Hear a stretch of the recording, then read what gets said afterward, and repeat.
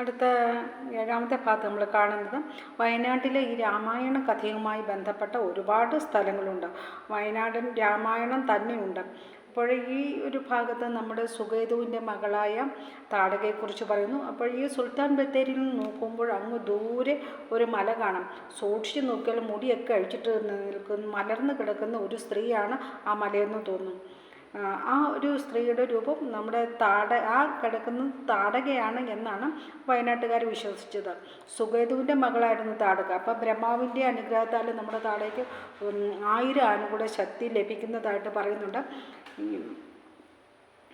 തർത്ഥരൻ്റെ പുത്രനായ സുന്ദനാണ് താടകയുടെ ഭർത്താവ്.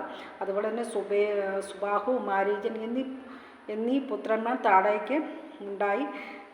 പിന്നീട് നമ്മൾ കാണുന്നത് പിന്നെ ഈ വിശ്വാമിത്ര മഹർഷി ഈ ഒരു സ്ഥലത്തെത്തുകയും അവിടെ വെച്ച് ശ്രീരാമൻ താടകയെ വധിച്ചു എന്നൊക്കെയാണ് രാമായണ കഥയിൽ പറയുന്നത്. അതോടെ താടകയ്ക്ക് ശാപമോക്ഷം ലഭിച്ചു എന്നും. അപ്പോൾ ഈ താടകയും പുത്രന്മാരും ഒക്കെ പിന്നീട് രാക്ഷസന്മാരായിട്ട് മാറുന്നതും അത് അഗസ്ത്യൻ്റെ ശാപം മൂലമാണ് രാക്ഷസന്മാരായിട്ട് മാറുന്നത്. പിന്നീട് ഈ ശ്രീരാമൻ താടകയെ വധിക്കുന്നതോടു കൂടിയാണ് താടകയ്ക്ക് ശാപമോക്ഷമൊക്കെ കിട്ടുന്നത് എന്നൊക്കെ പറഞ്ഞ് ഒരു രാമായണ കഥ ഇവിടെ ഈ രാമായണ കഥ ഈ വയനാടൻ ചരിത്രത്തിൽ ഉണ്ട്. അതുപോലെ തന്നെ പുരാണ ഇതിഹാസങ്ങളുമായി ബന്ധപ്പെട്ട ഒരുപാട് കഥകൾ ഇവിടെ ഉണ്ട്. അമ്പൂത്തി മലയ്ക്കുണ്ട്. ശ്രീകൃഷ്ണൻ അമ്പയച്ച് പുലർത്തിയതാണ് എന്നൊരു കഥ. അതുകൊണ്ടാണ് അമ്പൂത്തി മല എന്ന് പേര് വരാനും കാരണം. മറ്റൊന്ന്